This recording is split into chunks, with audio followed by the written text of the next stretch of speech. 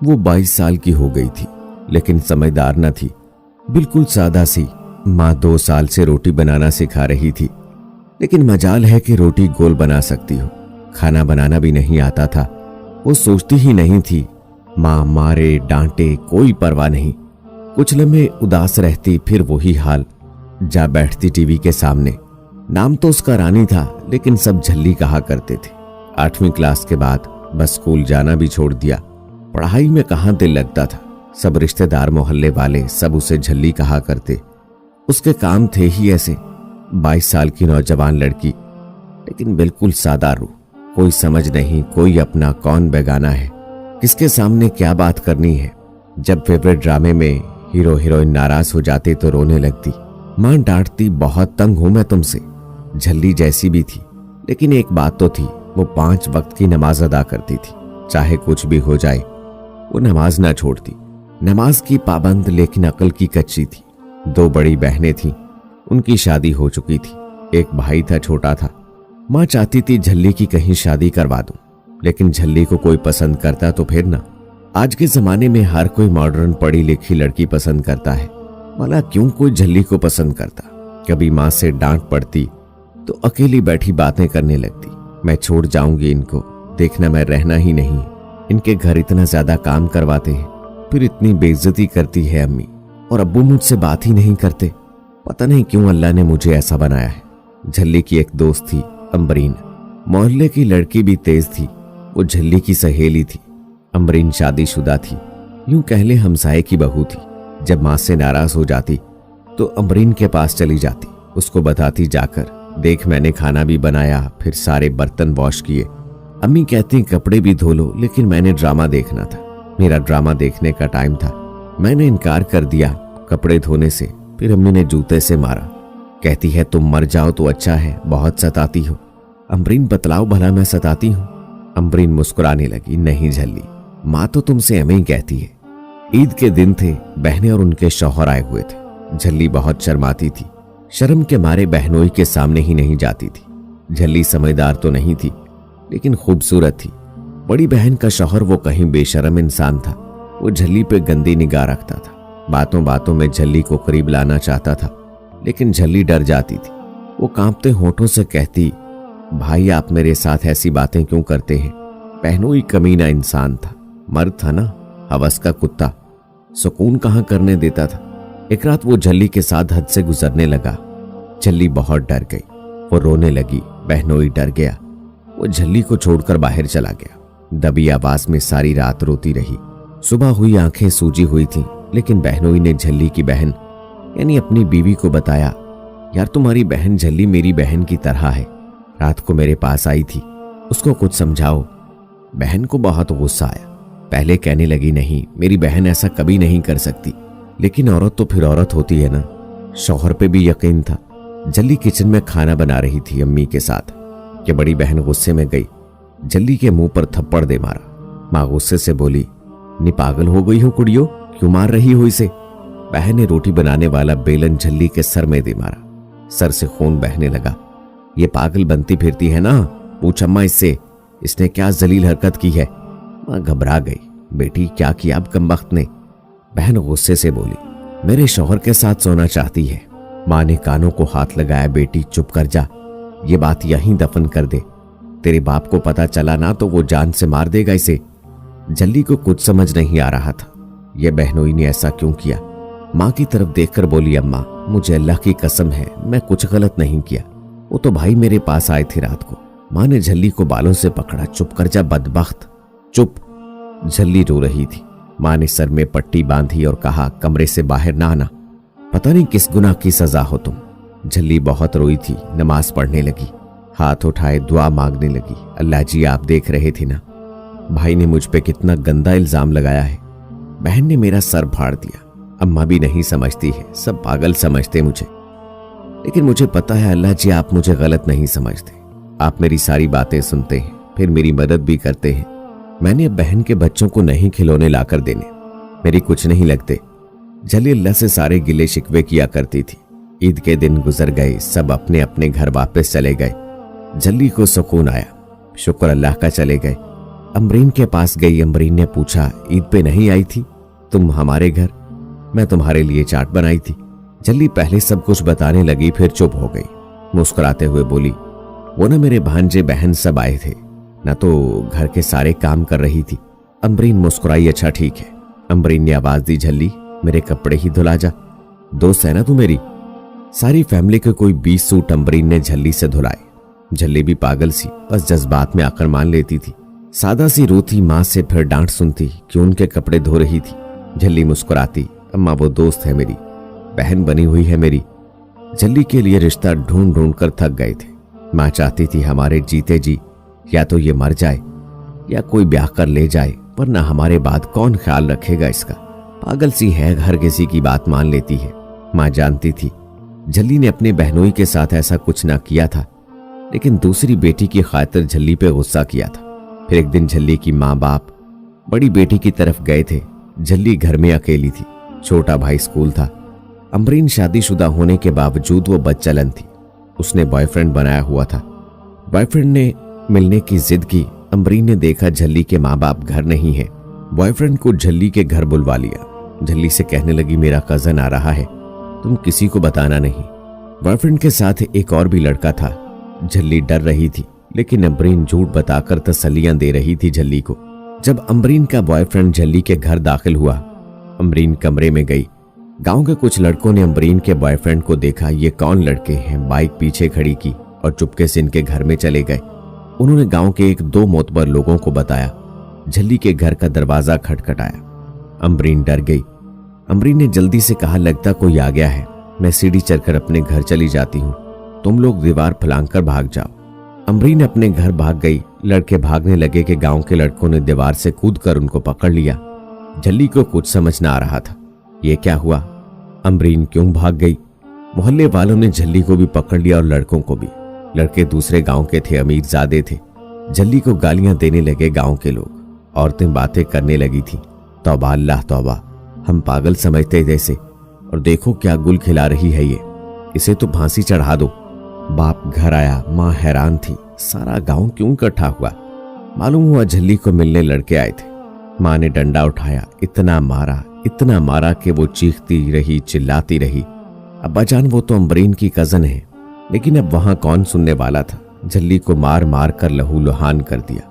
लड़के भी खामोश रहे, उन्होंने भी अमरीन का नाम न लिया। अमरीन छत पे खड़ी मोहल्ले की औरत को बता रही थी, मुझे तो पहले ही शक था इस पे, लड़कों को भी काफी मारा था, लेकिन अमीर बाप की औलाद थे, उनको छुड़वा कर ले गए। झल्ली पे पूरा गांव थूकने लगा था। बाप ने तेल फेंक कर जलाना चाहा। कुछ लोगों ने समझाया, छोड़ दो, कातिल न बनो। असर की अजान हो रही थी। झल्ली ने सर पे दुपट्टा ओढ़ा, वो सबकी तरफ देखने लगी। सब बदचलन कह रहे थे। अमरीन अपने शौहर को बता रही थी, देखो झल्ली ने क्या किया है। सब अपने अपने घरों की तरफ जाने लगे। झल्ली जाए नमाज बिछाए नमाज पढ़ने लगी। आंखों में आंसू थे, आज कुछ नहीं पढ़ रही थी, बस अल्लाह अल्लाह का जिक्र कर रही थी। अल्लाह जी बहुत मारा है अब्बा जान ने, अमरीन ने पता नहीं क्यों किया ऐसा। वो रोए जा रही थी। बाप ने फैसला किया, मैं किसी को मुंह दिखाने के काबिल नहीं रहा, या तो उसे दारुलमान छोड़ाते हैं या फिर किसी के साथ भी ब्याह कर निकालूं घर से। झल्ली एक कमरे में बंद जख्मों को लिए खामोश हो गई थी। कुछ दिन बाद एक रिश्ता आया। किसी ने बताया 55 साल का शख्स, इसके जवान बच्चे हैं, सब बच्चे अमेरिका होते हैं, अकेला रहता है। यहाँ मार्केट का मालिक है, बड़ा घर है, वो अकेला घर में रहता है। वो बस चाहता है कोई लड़की हो जो उसका ख्याल रख सके, खाना बना कर दे सके। बाप ने झट से हाँ कर दी। हाँ करें बात और करवाएं रिश्ता। झल्ली को बाप की उम्र के बराबर शख्स के साथ ब्याह रहे थे। झल्ली खामोश थी। वो शख्स लाखों की गाड़ी में आया, झल्ली को देखा, महसूस किया झल्ली बहुत मासूम और सादा सी है। बूढ़े शख्स ने हाँ कर दी। उसने कहा बस सादगी से निकाह कर लेंगे। अब बातें कर रहे थे बूढ़े शख्स के बारे। बाप ने हाथ जोड़कर झल्ली से जान छुड़ाई। झल्ली के बूढ़े शौहर से कहा, आप मार दें, काट दें, कुछ भी करें, अब आपकी है। झल्ली का शौहर मुस्कुराया, झल्ली का हाथ थामा, साथ ले गया।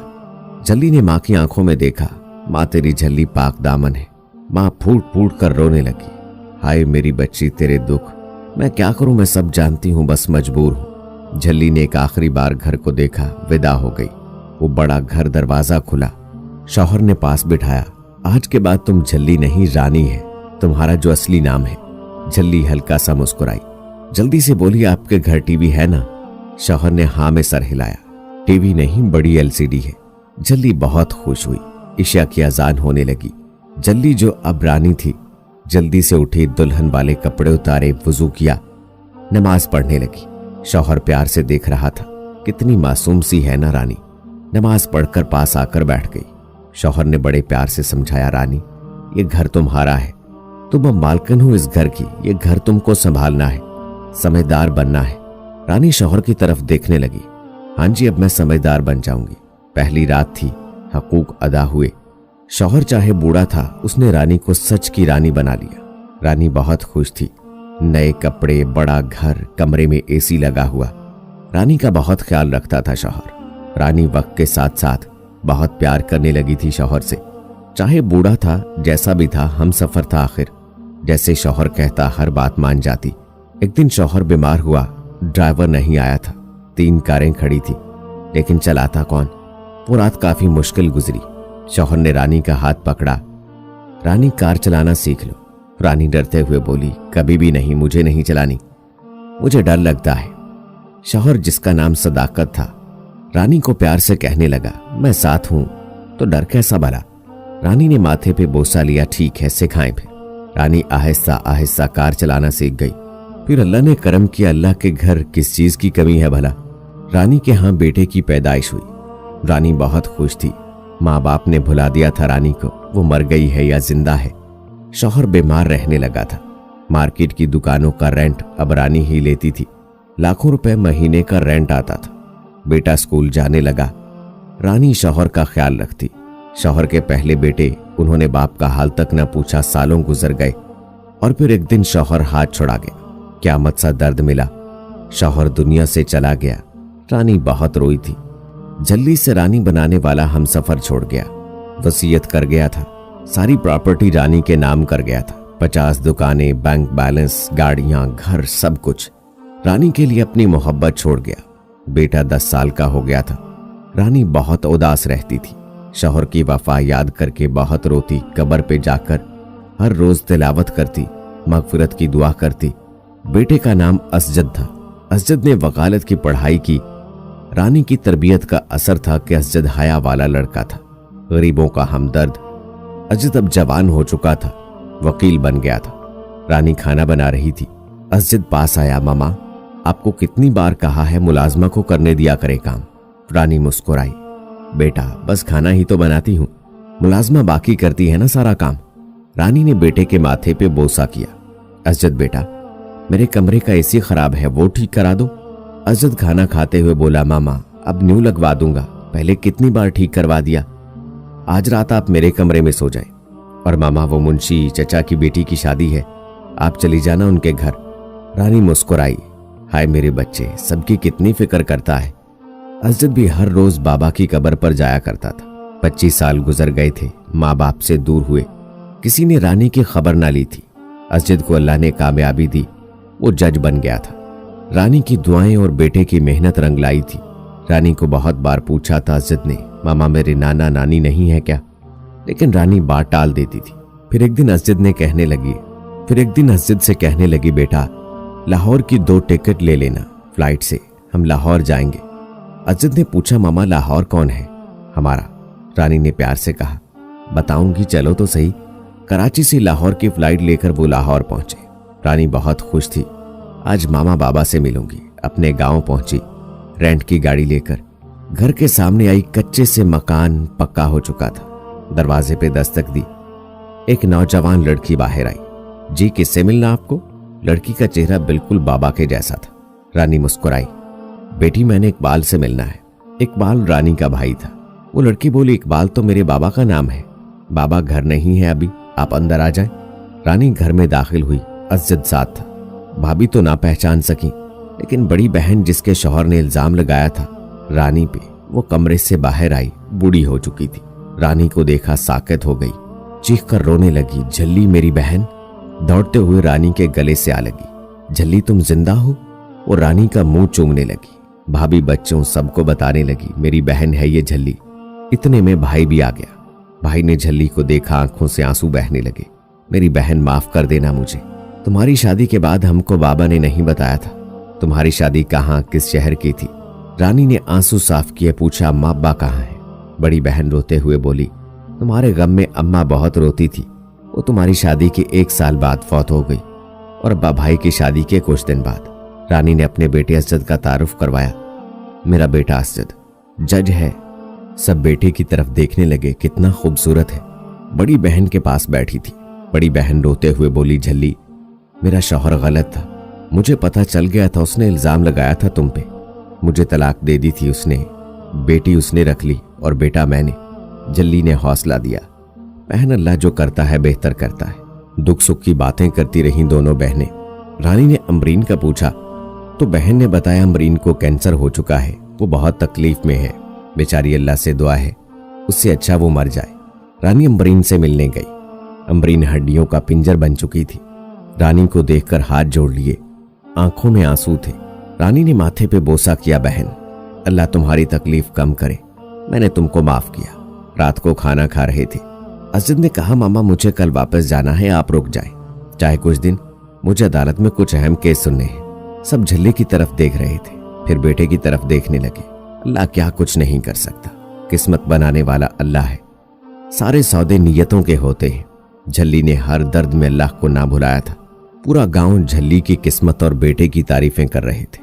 ये वही झल्ली थी जिस पे लोग थूक रहे थे। बेटा वापस घर चला गया। रानी ने बोला, बेटा सब नौकरों को तनख्वाह दे देना और मेरी आज से 5 दिन बाद की टिकट करवा देना। सब झल्ली की किस्मत पे हैरान थे।